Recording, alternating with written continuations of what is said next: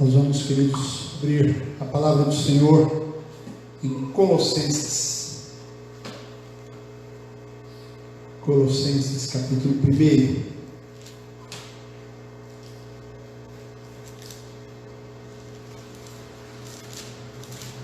Colossenses, capítulo 1.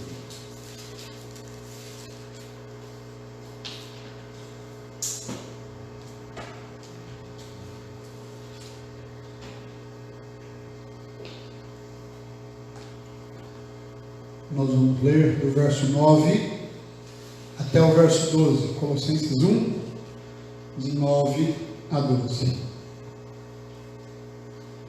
Colossenses capítulo 1, do verso 9 ao verso 12, o apóstolo Paulo, escrevendo a esta igreja, o apóstolo Paulo não conheceu esta igreja, não foi ele quem abriu esta igreja. Quando Paulo estava em Éfeso, ficou lá por 2 ou 3 anos, e a sua estada ali em Éfeso, onde ele então abriu uma igreja, e diz a palavra que toda a região pôde receber a palavra, toda a região foi evangelizada por Paulo e pelos companheiros de Paulo, um deles Epafrodito, Epáfras, que levou o evangelho para Colossos e ali abriu uma comunidade. E agora Epáfras foi até Paulo com uma preocupação.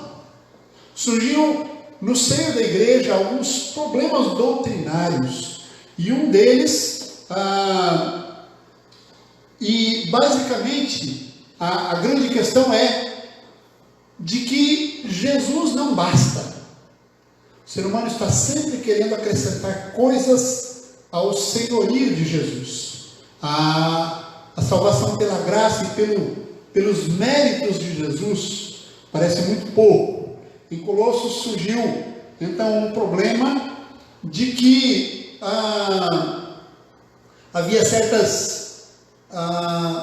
necessidade de um conhecimento mais avançado de algumas coisas, entidades espirituais que precisavam ser também conhecidas e ser agradadas para se ter um relacionamento com Deus. E Epáfras então está preocupado com isso e vai pedir ajuda para o seu pai espiritual, para o apóstolo Paulo. Mas agora nos versículos 9 a 12, nós vamos tratar com uma questão apresentada por Paulo, porque Paulo começa a tratar com essas questões, mas ele não vai diretamente confrontando a igreja no seu erro. Ele começa a ensinar a verdade. Ele vai colocando Jesus à vista desse povo, colocando Jesus como o supremo, como o maior, o grandioso, aquele que está acima de todas as coisas, e a sua redenção, e a redenção alcançada por Cristo a nosso favor, como suprema. Não falta nada à obra de Jesus a nosso favor. Do versículo 9 ao versículo 12 nós vamos ler nesse momento. Diz a palavra: por esta razão também nós, desde o dia em que o ouvimos, não cessamos de orar por vós e de pedir que transbordeis de pleno conhecimento da sua vontade, em toda a sabedoria e entendimento espiritual, a fim de viverdes de modo digno do Senhor, para o seu inteiro agrado, frutificando em toda boa obra e crescendo no pleno conhecimento de Deus, sendo fortalecidos com todo o poder, segundo a força da sua glória, em toda perseverança e longanimidade, com alegria, dando graças ao Pai que vos fez idôneos à parte que vos cabe da herança dos santos na luz. O que precisamos para viver de modo agradável a Deus? O apóstolo Paulo diz que desde o dia em que ele ouviu que havia uma igreja em Colossos, desde que ele soube que havia pessoas ali que creram em Jesus, que abraçaram o Evangelho, que foram salvos pela graça de Deus, desde esse dia ele passou então a orar por aqueles irmãos. Ele disse: não cessamos de orar por vós. E a oração do apóstolo Paulo é para que aquele povo, versículo 10, viva de modo digno do Senhor, para o seu inteiro agrado. Eu pergunto a você: você tem vivido de maneira digna do Senhor Jesus, de modo digno do Senhor Jesus, da salvação que Ele propiciou por você, do fato de Ele ser o seu Senhor, né? Você tem procurado alcançar o nível que agrada ao Senhor Jesus, de uma vida santa, reta, de uma vida que manifesta a personalidade, a glória do Senhor Jesus? Essa é uma pergunta bastante importante. Paulo diz que ele orava pela igreja de Colossos. A esse respeito, eu como pastor tenho orado pela igreja de Sabáudia, tenho orado por algumas outras igrejas pelas quais eu passei, irmãos que estão no nosso coração. Tenho orado também por algumas igrejas por onde que não foram pastoreadas por nós, mas que nós tivemos contato, e algumas até que nós não tivemos contato, no sentido de que isso realmente aconteça. Nós, como igreja do Senhor, vivamos de modo agradável e digno do nosso Deus e do nosso Senhor Jesus Cristo. Agora, o que é que nós precisamos para isso? O apóstolo nos apresenta aqui 4 coisas que eu alistei. Pode haver mais, mas que me chamaram a atenção foram 4. Começando no versículo 9, ele diz: não cessamos de orar por vós e de pedir que transbordeis no pleno conhecimento da sua vontade, em toda sabedoria e entendimento espiritual. Começa por conhecer a Deus e conhecer a sua vontade. Eu não posso agradar um Deus que eu não conheço, com quem eu não ando. Então, no versículo 10, eu saio agora do versículo 9, e no versículo 10, no seu finalzinho, Paulo fala, crescendo no pleno conhecimento de Deus. Pleno conhecimento de Deus. Nós precisamos então conhecer a Deus, e conhecer a Deus de maneira plena. Olha, é uma loucura nós pensarmos que nós vamos conhecer a Deus na completude do seu ser, mas nós podemos conhecê-lo na completude do nosso ser. Crescendo no conhecimento de Deus. Jesus declarou que a vida eterna é conhecer a Deus, conhecer também a Jesus, o enviado de Deus, mas vida eterna é conhecer a Deus. Vida eterna não é apenas questão de extensão de vida. As pessoas pensam que salvação, você vai começar a desfrutar a vida eterna, você vai começar a desfrutar dela depois que morrer. Meu querido, se você não está desfrutando da vida eterna agora, você não vai desfrutar dela depois que morrer. Porque vida eterna é conhecer a Deus. Este conhecimento nos é dado pelo próprio Deus, porque para conhecê-lo, Ele próprio se revelou a nós, Ele próprio se deu a conhecer a nós. Se deu a conhecer na palavra, mas também se deu a conhecer na nossa história de vida. Este conhecimento de Deus tem que ser dinâmico. Este conhecimento de Deus precisa ser gradativo. Nós crescemos nele. Por isso o apóstolo Paulo fala crescendo. Por ser Deus quem é, a sua grandeza, pela magnitude das suas características, nós somos incapazes de conhecê-lo com tudo o que ele é. Mas sobretudo, num relacionamento dinâmico, porque conhecimento é relacionamento. Para conhecer, é preciso se relacionar com Ele. E Deus tem nos chamado a um relacionamento com Ele. Há uma aliança. Jesus estabeleceu uma aliança entre nós e Deus para que nós o possamos conhecer. Por isso Paulo diz, aí no versículo 10, crescendo no pleno conhecimento de Deus. Nós precisamos de toda a eternidade para conhecer a Deus. E ainda assim não vamos conhecê-lo completamente. Mas já nesta vida nós podemos conhecê-lo e podemos crescer no conhecimento desse Deus. O verso 9 diz que nós podemos transbordar no pleno conhecimento da sua vontade. A ideia de transbordar é uma ideia muito bonita, não é? Porque é quando você, por exemplo, vai numa fonte ou mesmo na torneira com um copo e você coloca o copo e deixa cair água. E ele chega no meio, passa um pouco do meio, dali a pouco ele está cheio, mas você não desliga e não tira o copo de baixo. E aí de repente o copo começa a transbordar pelas suas bordas, passa das bordas. Então, a palavra está nos dizendo que nós podemos ser tão cheios desse conhecimento que ele começa a cair pelas bordas da nossa vida. E Jesus disse que ele é a fonte de água viva e quem beber dessa fonte, essa fonte se tornará nele também uma fonte a jorrar para a vida eterna. O anseio de Paulo que o leva a orar por aquela igreja que ele não conhecia, nunca tinha estado lá, mas que é uma igreja irmã, que faz parte do corpo de Cristo, da família de Deus, como ele diz em Efésios 2,19, é que aqueles irmãos transbordem no pleno conhecimento da vontade de Deus. Conhecer a Deus e conhecer a sua vontade.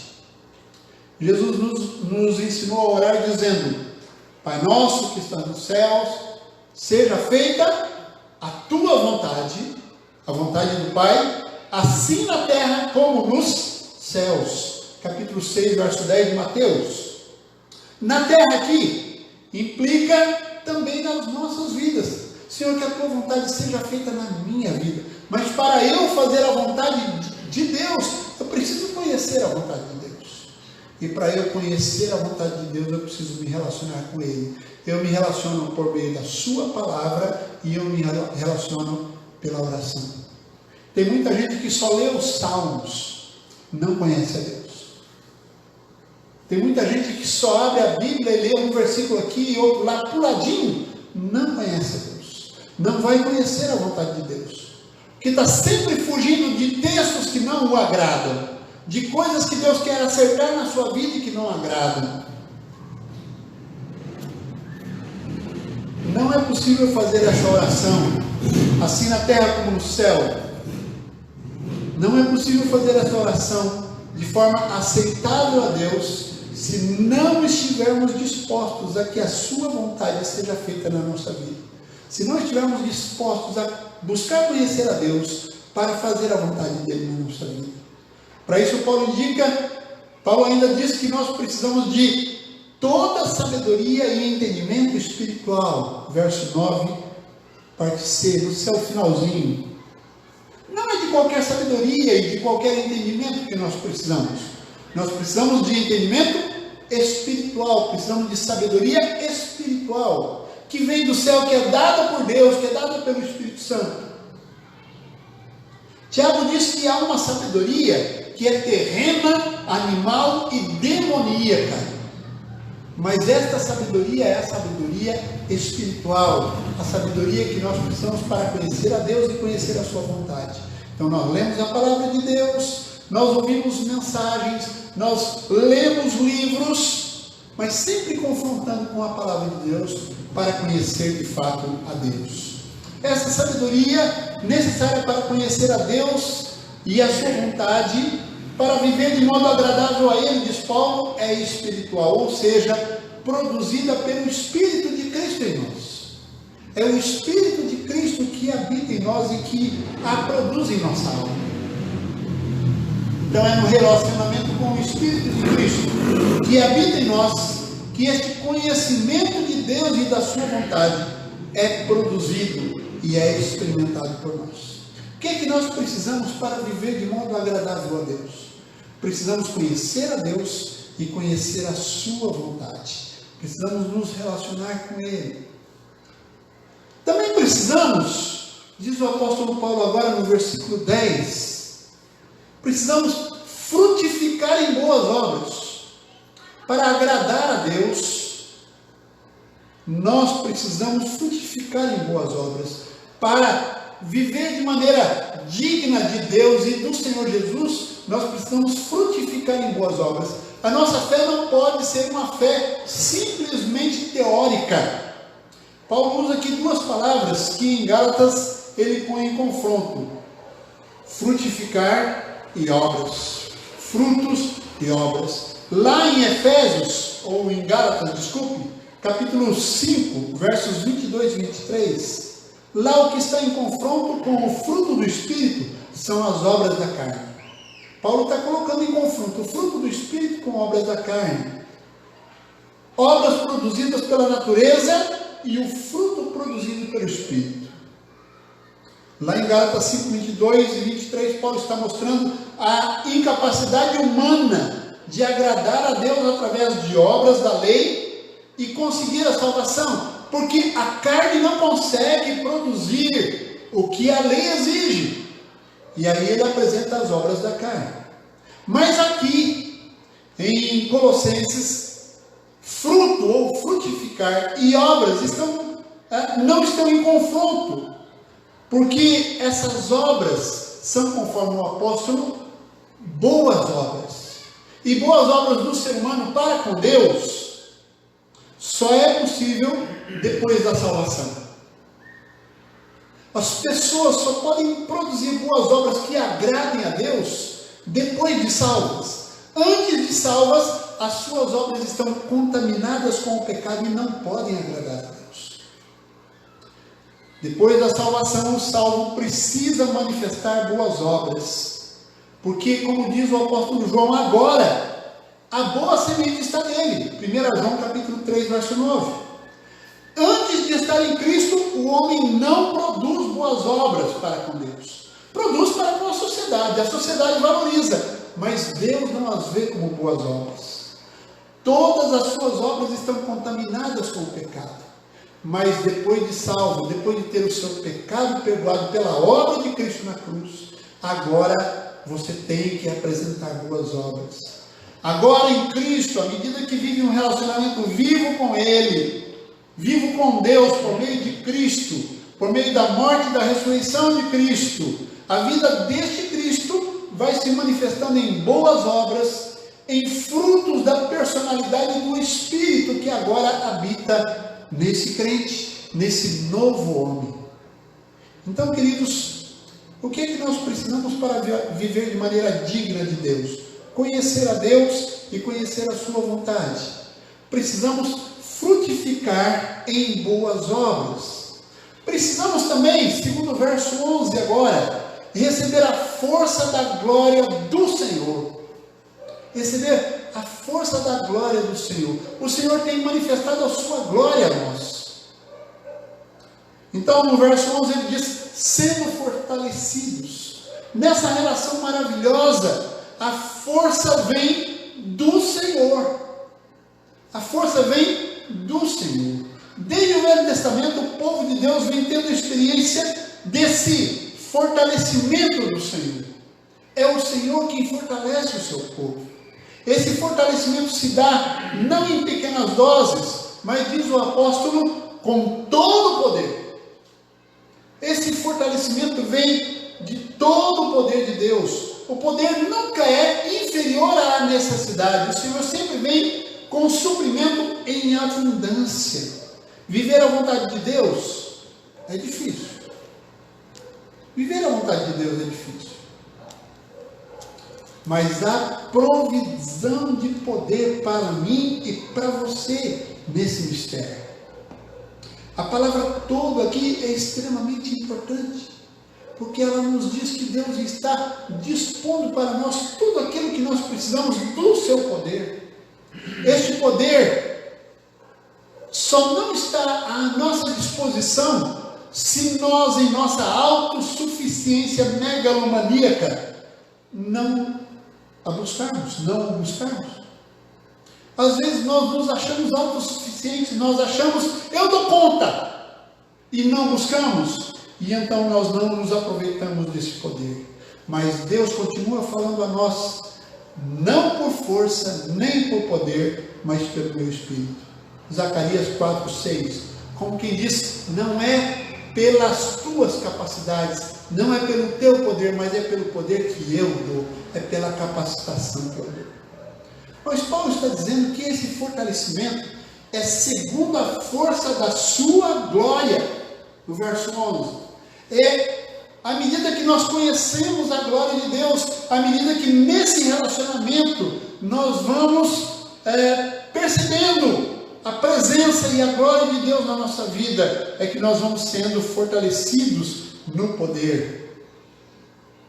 É a glória de Deus manifestando-se em nós, nos salvos. Essa força é para a perseverança. Ele diz, em toda perseverança, versículo 11, em toda perseverança e longanimidade com alegria. Perceba, perseverança e longanimidade com alegria. Nós somos chamados a perseverar, somos chamados a ter paciência. Tem muita coisa difícil nesse mundo, tem muitas coisas pelas quais nós passamos, que nós precisamos ter paciência e que nós precisamos ser perseverantes. Mas ele acrescenta a palavra alegria, porque a alegria do Senhor é a nossa força. Não é isso que está lá em Esdras, se eu não me engano, ou Neemias, mas eu creio que é Esdras mesmo. O verdadeiro crente é aquele que persevera até o fim, que permanece nesse relacionamento com Deus com base na fé, custe o que custar até o fim, mas que nessa perseverança e nessa paciência vai experimentando a alegria do Senhor que fortalece. A alegria do Senhor que fortalece. Então, meus queridos, essa é a terceira coisa que nós precisamos para viver de maneira agradável ao Senhor, receber a força da glória do Senhor. Mas há ainda uma quarta, que o versículo 12 vem nos trazendo. Ele diz assim: dando graças ao Pai, que vos fez idôneos à parte que vos cabe da herança dos santos em Deus. Você conhece uma pessoa que vive resmungando, que vive reclamando, que nunca está feliz com nada? Essa pessoa tem problema. E os seus problemas vão ser cada vez maiores. Porque se a gente não sabe ser grato, se a gente não tem gratidão no nosso coração, nós vamos vendo a vida de um ponto de vista muito ruim. A última expressão nos estimula a olhar para a nossa herança, olhar para os céus, para aquilo que nós vamos experimentar, sim, depois que nós morrermos, e quando Jesus voltar ainda mais. Mas não só para a herança que está lá, mas também pelo próprio fato dele ter nos feito idôneos. Porque não somos nós que escolhemos o Senhor, é Ele quem nos faz idôneos. É Ele quem olha para nós em nossa miséria, em nosso pecado. O apóstolo Paulo escreveu em Romanos: onde abundou o pecado, superabundou a graça. Paulo estava falando em relação a si próprio, dizendo: olha, eu fui um pecador terrível, eu sou um pecador terrível, mas onde tinha muito pecado, houve muito mais graça. Então, nós precisamos dar graças a Deus porque Ele nos fez idôneos. Nós precisamos estar sempre agradecendo a Deus. Obrigado, Deus, porque eu estava perdido. Obrigado, Deus, porque eu estava no inferno, estava já experimentando os horrores do inferno. Eu tinha vergonha, eu tinha medo, eu tinha uma série de problemas na minha vida por estar fora do teu reino gracioso. A palavra idôneo significa adequado, próprio, que convém perfeitamente. Nós éramos inadequados, nós éramos impróprios. Também a palavra adequado significa que tem condições para desempenhar certos cargos, para desempenhar certas funções, apto, capaz, competente. Deus nos fez idôneos para a herança. O pecado nos desqualifica. Paulo é muito claro em Romanos capítulo 3, versículo 23. Todos pecaram e destituídos estão da glória de Deus. A desqualificação é geral, mas ela inclui a mim. E eu por mim mesmo sou, sempre fui e continuaria sendo desqualificado, não idôneo, mas o Senhor me fez idôneo. Fora de Cristo, todos estamos desqualificados, mas Deus nos torna idôneos, qualificados em Cristo. Veja o verso 14, quando Paulo continua, no qual, no reino de Cristo, temos a redenção, a remissão dos pecados. A palavra remissão significa compra, o pagamento. Cristo pagou o nosso pecado, pagou pelo nosso pecado, pagou o nosso pecado e nos comprou para Ele, para o Pai, para que nós sejamos idôneos. Essa linguagem remete à herança da terra prometida, que foi repartida entre as famílias de Israel por causa da promessa. Depois da queda dos muros de Jericó, e depois que eles tomaram Jericó, eles foram tomando as outras cidades, e depois eles dividiram a terra prometida por famílias, por clã. Mas eles não fizeram isso por causa da sua justiça própria. Eles receberam a herança porque Deus tinha feito uma promessa a Abraão. Porque Deus na eternidade tinha planejado.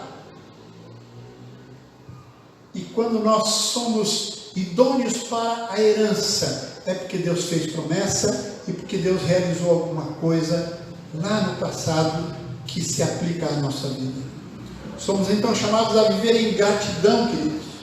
Nossa indignidade não impediu Deus de nos dar essa herança. Que coisa maravilhosa!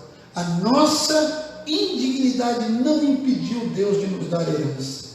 Gratidão precisa estar sempre nos nossos lábios e nos nossos corações. Essas são coisas que nós precisamos para viver de maneira digna de Deus.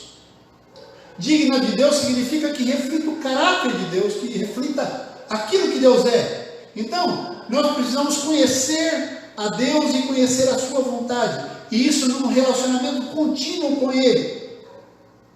Precisamos frutificar em boas obras. Precisamos ter uma fé prática que realiza, que faz. Precisamos também receber a força da glória do Senhor. Nós somos dependentes da força da glória do Senhor. E precisamos ainda viver em gratidão pela salvação e por sermos agora idôneos à herança que Ele nos tem prometido. Que Deus nos ajude a caminhar nessa direção, que Deus realize esta obra tão grande e maravilhosa nas nossas vidas, em nome de Jesus e para a glória do seu nome. Vamos orar? Deus amado, muito obrigado por essa noite, por estarmos na tua presença. Ó Deus, por estarmos cultuando ao Senhor e cremos, ó Deus, que estamos fazendo da maneira digna do Senhor, da maneira como porque nós o estamos fazendo através de Jesus Cristo. Nós conhecemos a nossa indignidade. Nós conhecemos, ó Deus, nós trememos por causa do nosso pecado diante de Ti, mas descansamos nos méritos de Jesus para nos achegar e para nos relacionarmos com o Senhor.